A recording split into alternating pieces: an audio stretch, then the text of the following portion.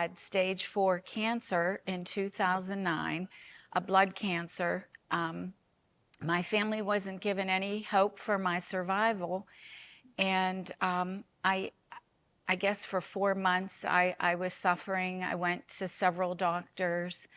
I was on everybody's prayer list at a point. All my wonderful teacher friends from all different religions put me on their church prayer list. And I eventually went to a healing mass. And when the priest laid hands on me, I rested in the Spirit. And it was the most transformative moment of my life. And I just want, if you can talk about this, that your father had a not good diagnosis, and you said that that Christmas was different than any other because your focus was more on the Lord than it was on the gifts. And I feel like a lot of families can live in that tension, but talk to us about what that looked like for your family. Yes. Well, I think everyone has a story, and I think we all experience suffering in some capacity, but I really believe that prayer is powerful. And it makes the difference. And, you know, we prayed like we never prayed before. And I think when you pray with an expectant faith, I think God hears you and answers you. Now, you don't always get the answer you want, but if your prayer, I think, coincides with God's will, then miracles do happen. Yes. And they, you know, they're happening every day. I believe that I am a miracle. We've seen miracles with Ryan Shazier and Damar Han, you know. I think those are, you know, but they're more public. Yeah. But I think you don't have to look too far, families and friends, to see that, you know, other families have been touched by God's grace, you know. Right. So talk to us about that day. It was not long after the Christmas that you were walking through this with your dad, that then in February on Valentine's Day. Yes. Talk to us about that moment.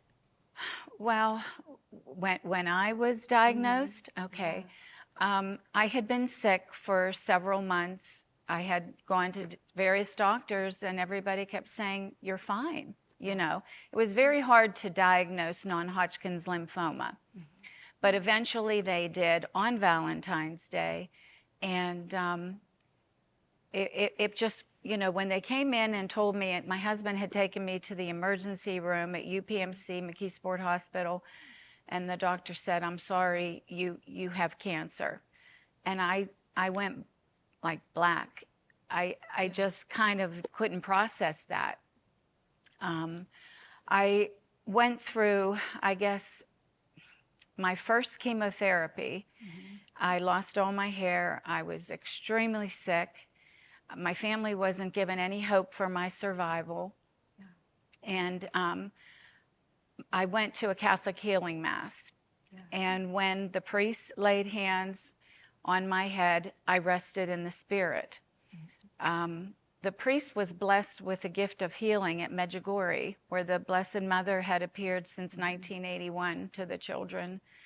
And today, millions and millions of pilgrims go there on pilgrimages, and they have over 350 miracles documented there.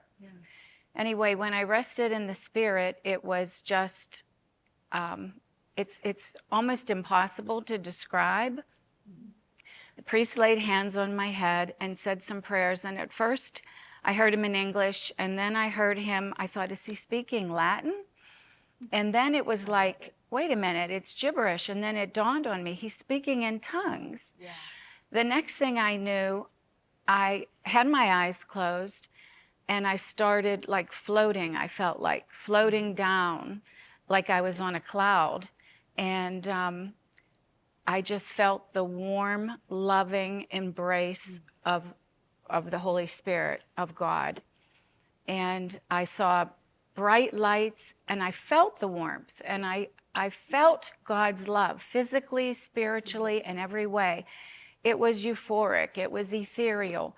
It's like too much for words. It's too difficult to explain. I've never had anything like that. Yeah.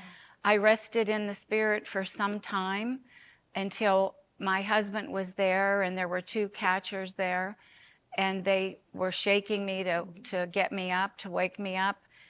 I had no sense of time. They said it was about 10 minutes, but I woke up and, you know, I just felt transformed, and I've really never been the same. It just makes you so, feel so personally loved by God, Yes. you know, that you just, you feel called then to share that, because when God shows you mercy and His grace and heals you of something like that, Yes. you're called to give testimony in gratitude. And so that's what I tried to do with writing the book. Yes, so you got to tell them. So after the healing meeting, you have a doctor's appointment that you go to. Yes. And share the words of your doctor. It was like complete remission. Yes. When after 1 chemo, I was scheduled to go to 6 months of chemotherapy. Yeah. The tumors were everywhere. They were in my liver, in my duodenum, in my intestines, areas around my heart.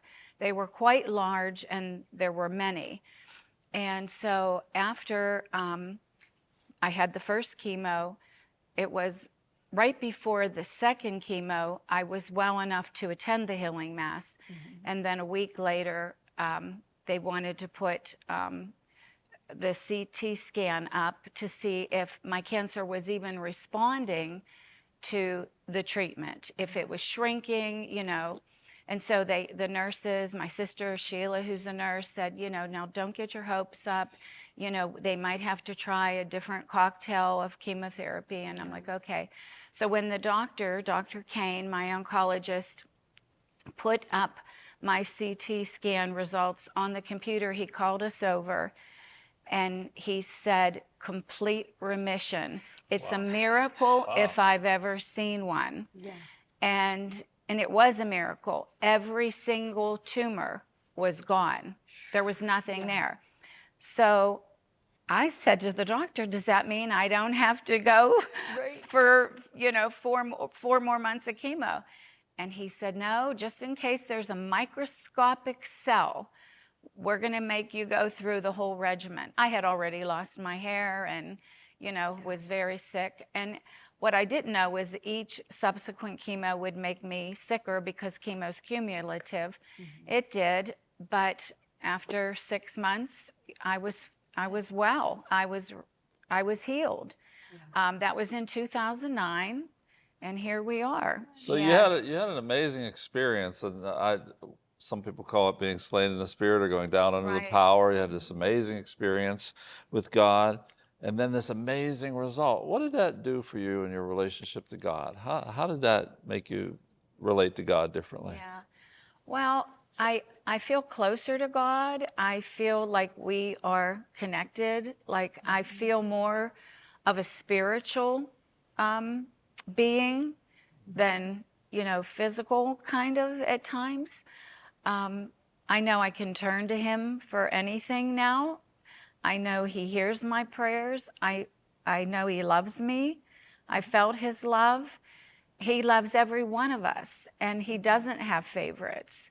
And I think He delights in all the different ways that we have chosen through our different religions, whatever, with our faith, to honor Him and give Him glory. I had heard like the Pentecostals, you know, resting in the Spirit. And quite frankly, you know, I didn't have that faith then. I was skeptical until it happened to me.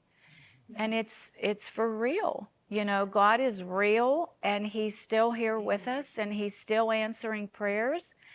You just have to pray to Him. You have to talk to Him. He does listen.